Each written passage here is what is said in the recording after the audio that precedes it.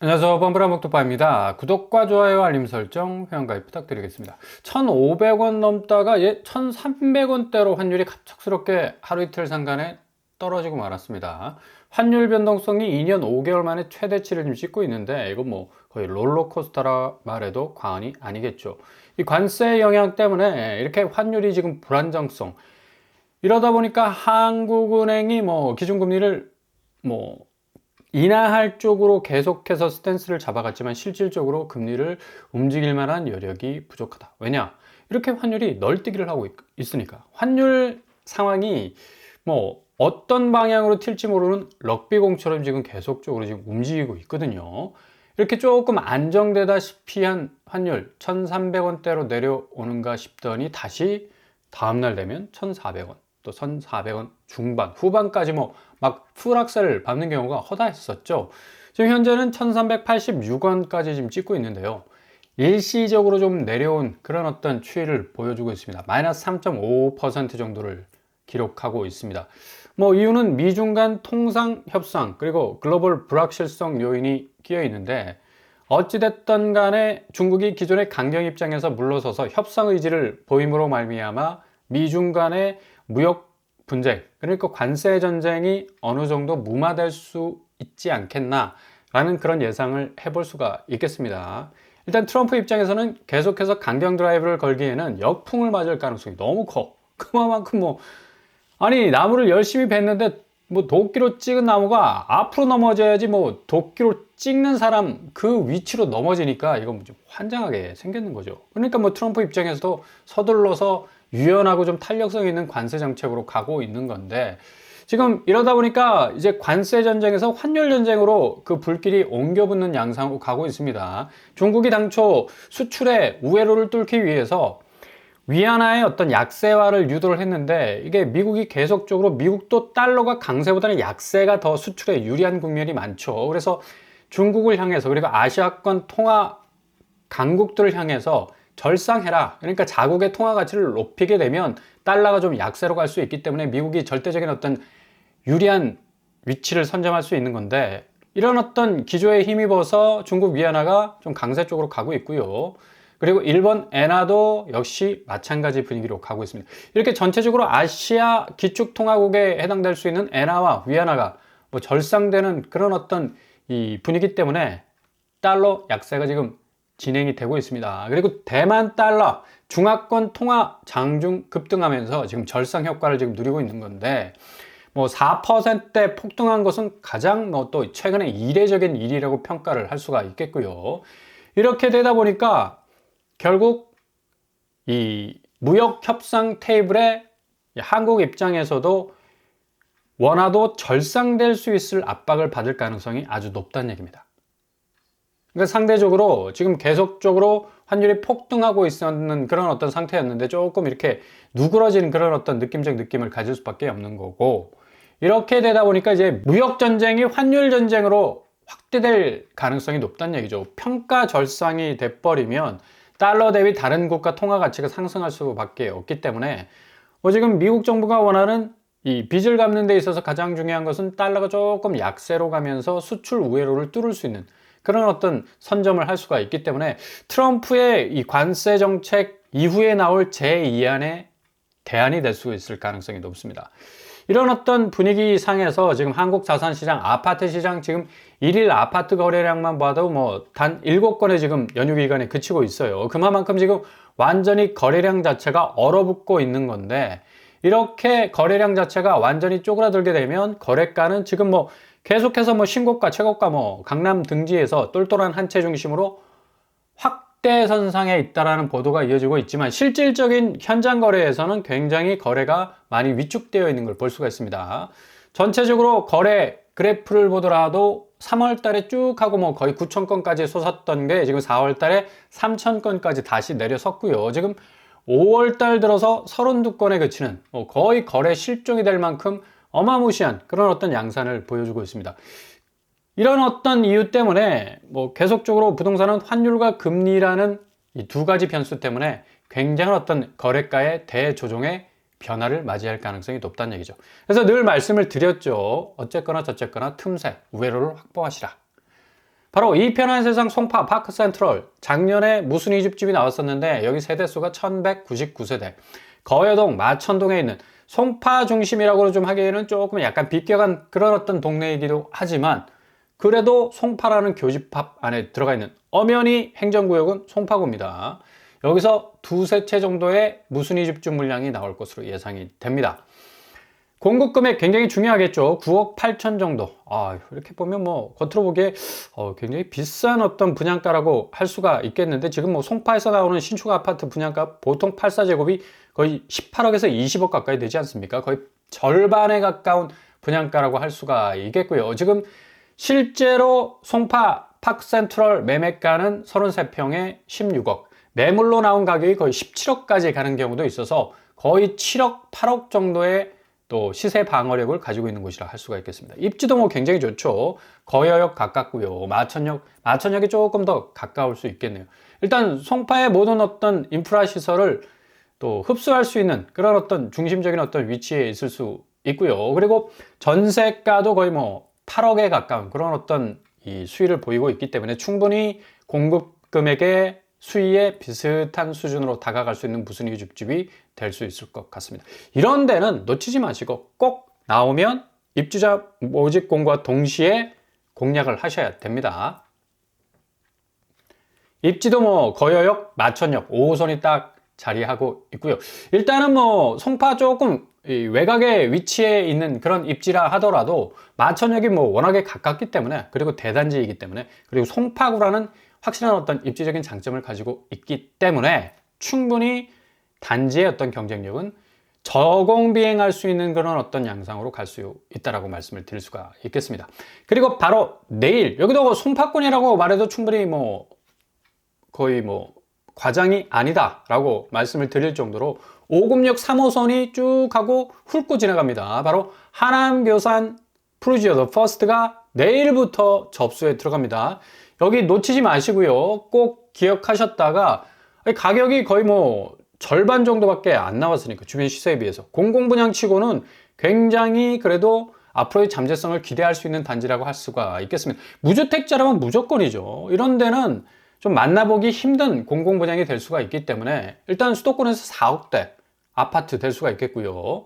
뭐 최고가 기준으로 5억 7천 정도 된다고 하지만 좀 이 층수가 낮은 그런 어떤 평수대는 4억대 정도 나오고 있습니다. 인근 하남 호반 서밋 에듀파크 뭐 8억 5천 7천에 거래가 됐었고, 지금 매물로 나온 20평대 가격이 거의 뭐 9억 10억 선에 해당되니까 이 공공분양치고는 굉장히 뭔가 잠재력이 뚜렷한 그런 어떤 단지라고 말씀을 드릴 수가 있겠고, 기존의 공공분양 단지들이 분양을 했으면서 지금 한 5년에서 10년 상간에 거의 4배 정도 오른 그런 어떤 단지의 잠재성을 폭발적으로 드러냈기 때문에 지금 상반기에 굉장히 많은 곳에서 공공분양, 분양가 상한제가 딱 적용된 곳들이 나옵니다. 그러니까 좀 집중을 하실 필요가 있다는 얘기죠.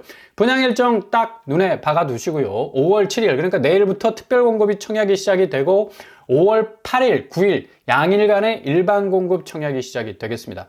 여기 필터링을 좀 잘 거치면서 과연 내가 이 수준에서 들어갈 수 있을 것인가 말 것인가를 잘 신중하게 결정을 하시면 될 것 같고, 민간 참여 공공분양 아파트들이 쭉 하고 나오고 있죠. 동탄 이신도시 대시양, 그리고 자연엠 푸르지오, 부천대장, 대장 퍼스티움, 하남교산, 제가 좀 전에 말씀드린 푸르지오 더 퍼스트 역시도 대규모로 쏟아지고 있기 때문에 여기 분양가 상한제 다 적용이 됩니다. 그래서 주변 시세보다 한 3, 4억 정도 기본적으로 먹고 들어가는 곳이기 때문에 잘 지켜보실 수 있길 바라고요.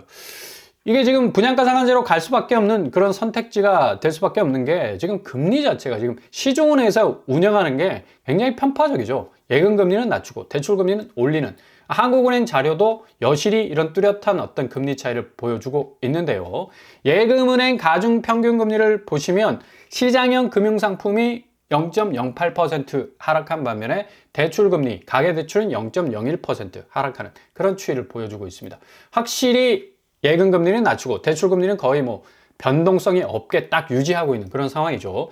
비은행 금융기관은 더해 예금금리가 0.11% 하락하는 대신 대출금리는 0.01% 상승하고 있습니다. 사모금융 자체가 지금 건전성이 좀 굉장히 부족한 부분이 있죠. 그러니까 뭐 빨대 딱 꽂아놓고 수익성을 더 확보를 해야지 건전성이 회복이 될 수가 있으니까 당연히 이렇게 예금금리 낮추고 대출금리 올리는 금리 상황이 지금 이 소비자 입장에서는 집을 사려는 매수자 입장에서는 굉장히 불리한 그런 어떤 상황이라고 볼 수가 있어요. 그래서 무조건 고점의 집값을 물렸다가는 거의 뭐 부메랑으로 돌아오는 고금리에 치일 수 있는 그냥 뒤통수 제대로 한 방 맞을 수 있는 그런 충격이 있을 수 있으니까 좀 조심하셔야 되겠고 예금금리만 떨어진다는 보도가 계속적으로 이어지고 있지 않습니까? 은행들이 뭐 예대금리차 공시 시작 이후에 지금 최대로 컴퍼스가 그냥 거의 부러질 정도로 쫙쫙 벌리고 있는데 이거 지금 심각한 그런 어떤 상황으로 가고 있다는 얘기예요. 지금 농협하면 뭐 대출금리 자체가 굉장히 낮았고 또 수요의 폭이 굉장히 넓지 않았습니까? 근데 지금 예대금리 차가 여기가 1.55%로 가장 커. 이거 완전히 배신이야, 배신. 그 정도로 뭐 엄청난 예대금리 차이로 수익성을 지금 확대해 나가고 그만큼 지금 농협도 이금융권과 맞물려서 지금 수익성이 지금 건전성이 떨어지고 있기 때문에 이런 상황으로 가고 있는 것 같고요. 신한, 국민, 하나, 우리 뭐 순으로 계속적으로 이렇게 예대금리 차를 벌려 나가고 있는데 또 이제 연휴 끝나면 다시 예금금리 더 내리고 대출금리는 또 살짝 올리는 그런 상황으로 갈 가능성 높습니다. 주담대금리 내리겠다는 어떤 스탠스 상당히 좀 뭐 언제 우리가 그랬느냐는 그런 어떤 태도로 돌변할 가능성이 굉장히 높겠고요. 카카오뱅크 역시도 지금 뭐 주택담보대출 비교하기 서비스를 출시를 했죠. 이렇게 지금 예대금리 차가 많이 나고 주담대금리가 상당 부분 뭐 은행 간에 뭐 여러 가지 차이를 보이고 있으니까 카카오뱅크 역시도 주택담보대출 비교하기 프로그램을 내놨는데 또 중요한 건 카카오뱅크가 얼마나 착한 금리로 또 많은 분들에게 또 혜택을 줬습니까? 근데 지금 카카오뱅크는 지금 시중은행과 반대로 주담대금리를 0.2% 찍고 올라가고 있습니다. 인터넷뱅크 어찌 보면 대출금리의 수요를 많이 그 풀을 확장하기 위해서 금리를 대폭적으로 할인하면서 많은 고객들을 모셨지만 이제 배부르다 이거지. 금리로 우리도 수익 좀 보자 이래가지고 금리 0.2% 지금 인상하는 수순으로 가고 있다는 얘기입니다. 그러니까 이렇게 고금리 상황이 인터넷뱅크에서 지금 계속적으로 지금 진행이 되고 있고요. 6개월 변동 주담대금리가 고점 5.7%로 올랐어요. 그리고 전월세 보증금 대출 경우도 5.23%로 올랐습니다. 역시 전월세, 주담대 뭐 가장 매수자들에게 민감한 금리가 될 수가 있는데 이렇게 금리가 높아지니까 고점의 집값을 잡는 건 뭐 폭탄의 내관을 누르는 행위하고 똑같습니다. 그러니까 최저 비용 그리고 최소 비용 저공 비행 하시라 늘 말씀드린 이유가 바로 여기 있습니다. 뭐 카드로는 뭐 지금 20% 금리를 넘게 지금 물고 있는 그런 어떤 상황 속에서 연체율이 증가해버리면 이거 완전히 카드사 자체가 날아가 버리는 그런 리스크가 발생을 할 수가 있어요. 최고금리 20%에 가까운 19% 금리를 부담하고 있어서 뭐 이걸 이용하는 분들의 입장에서는 상환 부담이 급격하게 커질 수밖에 없죠. 은행의 건전성 부분도 상당히 위협받을 수밖에 없겠고요. 이렇게 5대 은행 가계대출 예대금리 추이를 보더라도 뭐 용의 비상이야 막 쫙 하고 올라가 치고 있지 않습니까? 그리고 5대 은행 3월 가계대출 예대금리 차 역시도 농협이 압도적으로 많다. 1.55를 지금 찍고 있는 만큼 지금 금리 부분이 상당 부분 불안하다. 뭐 이러다 보니까 4대 금융 KB, 신한, 하나, 우리 올해 1분기 이자 수익만 10조가 넘어요. 그러니까 앉아서 10조를 벌었다는 얘기예요. 그러니까 물레방아를 돌리는데 이거는 그냥 어마무시한 금줄을 돌리는 거야 그냥. 야, 앉아서 그냥 10조가 그냥 들어오니까 이거 눈 뒤집어지죠. 그러니까 계속적으로 컴퍼스가 그냥 부러질 때까지 쫙쫙 벌리는 겁니다. 예대금리. 결국에 가서는 이 금리 자체가 더욱더 불안정한 어떤 상태로 갈 수밖에 없는 게 미국 국채 10년물이 뭐 4.3을 지금 찍고 있는데 앞으로 계속적으로 한국의 주담대 금리를 직격할 수 있는 이 선제 지표가 계속해서 불안정한 상황으로 가고 있습니다. 왜냐? 미국의 국채 가격이 폭락하고 있기 때문에. 일본이 지금 관세 협상에서 좀 미국이 뜻대로 움직여주지 않으니까 일본이 지금 1조 이상의 미국 국채를 보유하고 있습니다. 우리 언제든지 우리 미국 국채 보유하고 떠날 거야. 짐 쌀 거야.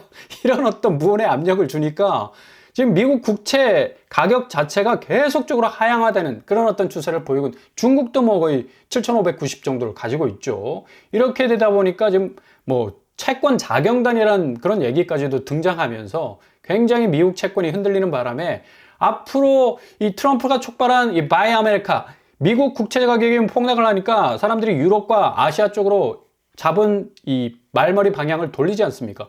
역대 5번째 대폭락을 기록하고 있는데 이렇게 되다 보니까 지금 초반에 말씀드린 대로 환율, 그러니까 달러 약세화로 가야 되는데 달러가 계속적으로 국채 때문에 또 더욱더 강세로 또 전환이 되는 그런 또 웃지 못할 상황이 벌어지고 있습니다.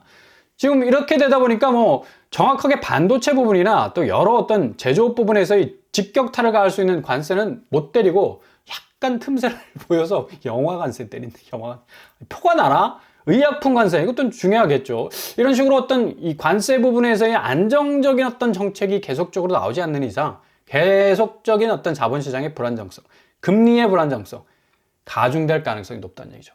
그러니까 이 고금리 시대에 오판에서 내가 고점의 집값을 잡게 되면 굉장한 리스크가 올 수 있다는 사실 주지하실 수 있길 바랍니다. 5월 7일부터 다시 새로운 금리가 적용이 될 것으로 보이고요. 기존 은행들 싹 달라진 태도 취할 것으로 보입니다. 금리는 고점에 널려 있을 가능성 많기 때문에 늘 예의주시 하실 수 있길 바랍니다.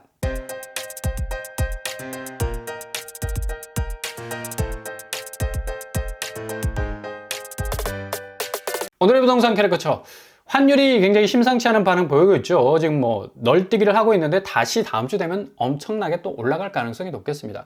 지금 무역 전쟁에서 환율 전쟁으로 그 불이 옮겨붙는 있는 양상으로 전개가 되고 있지만 아무튼 간에 지금 미국 국채 금리가 불안정한 모습을 보이고 있기 때문에 한국시중은행 주담대 금리는 계속적으로 상승 압력을 받을 가능성이 어느 때보다도 높다고 말씀드릴 수 있겠습니다. 오늘도 응원합니다. 항상 여러분의 길이 꽃길만 되실 수 있길 바랍니다. 이상 뻔뻔한 복덕방을 마치겠습니다. 구독과 좋아요 부탁드립니다. 감사합니다.